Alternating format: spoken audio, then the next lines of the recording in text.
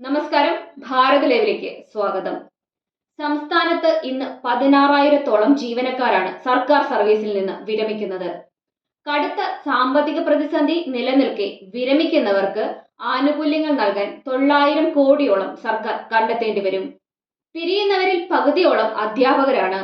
സെക്രട്ടേറിയറ്റിൽ നിന്ന് 5 സ്പെഷ്യൽ സെക്രട്ടറിമാരടക്കം 15 പേർ ഇന്ന് പടിയിറങ്ങും. പോലീസിൽ നിന്ന് ഇറങ്ങുന്നത് 800-ഓളം പേരാണ്. KSRTCയിൽ നിന്ന് ഡ്രൈവർമാരും കണ്ടക്ടർമാരും ചേർന്ന് 700-ഓളം പേർ ഇന്ന് വിരമിക്കും. ഇതിൽ ഡ്രൈവർമാർക്ക് താൽക്കാലികമായി വീണ്ടും ജോലി നൽകാൻ നീക്കമുണ്ട്. KSEBയിൽ നിന്ന് വിരമിക്കുക 1095 പേരാണ്. എല്ലാ വകുപ്പുകളിൽ നിന്നും വിരമിക്കുന്നവർക്ക് പകരം താഴെത്തട്ടിലുള്ളവർക്ക് സ്ഥാനക്കയറ്റം നൽകും. പക്ഷെ എല്ലായിടത്തും പകരം പുതിയ നിയമനം വേഗത്തിൽ നടക്കുകയില്ല. KSEBയിൽ നിന്ന് വിവിധ തസ്തികകളിലുള്ള 1095 ജീവനക്കാരാണ് ഇന്ന് വിരമിക്കുന്നത്. റെഗുലേറ്ററി കമ്മീഷന്റെ തീരുമാനപ്രകാരം വിരമിക്കുന്നവർക്ക് പകരം പുതിയ സ്ഥിര നിയമനം ഉണ്ടാവുകയില്ല. എന്നാൽ പ്രമോഷനുകൾ നടക്കും. KSEBയിൽ നിന്ന് ഇത്രയേറെ ജീവനക്കാർ ഒന്നിച്ച് വിരമിക്കുന്നത് ഈ അടുത്ത കാലത്ത് ആദ്യമാണ്. കഴിഞ്ഞ വർഷം 900 പേരാണ് വിരമിച്ചത്. അടുത്ത വർഷവും 1000-ലധികം പേർ പടിയിറങ്ങും. ഇതോടെ 1996, 1997 കാലയളവിൽ സർവീസിൽ കയറിയ വലിയൊരു വിഭാഗം ജീവനക്കാർ ബോർഡിന്റെ ഭാഗമല്ലാതായി മാറുകയാണ്. Worker, lineman, metre reader, sub engineer തുടങ്ങിയ ഫീൽഡ് ജീവനക്കാരുടെ വിരമിക്കൽ ജനങ്ങൾക്ക് വേഗത്തിൽ സേവനം ലഭിക്കുന്നതിന് തടസ്സമായേക്കും. പുതിയ നിയമനങ്ങൾ നടത്തേണ്ടതില്ലെന്ന് ബോർഡ് തീരുമാനിച്ചിട്ടുണ്ട്. വിരമിക്കുന്നവർക്ക് പകരം നിയമനമില്ലാത്തത് ഉപഭോക്താക്കൾക്ക് ഭീഷണിയാകും.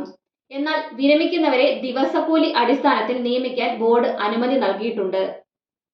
65 വയസ്സ് വരെയുള്ളവർക്കാണ് കരാർ അടിസ്ഥാനത്തിൽ നിയമനം ലഭിക്കുക. നേരത്തെ പുറത്തു വന്നിട്ടുള്ളവരെയാണ് ഫീൽഡ് ജീവനക്കാരായി കരാർ അടിസ്ഥാനത്തിൽ നിയമിച്ചിരിക്കുന്നത്. ജീവനക്കാരുടെ എണ്ണം പരമാവധി കുറയ്ക്കാനാണ് KSEBയുടെ തീരുമാനം. എല്ലാ വിഭാഗങ്ങളിൽ നിന്നുമായി 5615 പേരാണ് കുറച്ചു കളയുന്നത്. നിലവിൽ 35,936 ജീവനക്കാരാണ് ബോർഡിലുള്ളത്. ഇത് 30,321 ആകാനാണ് നിർദ്ദേശം.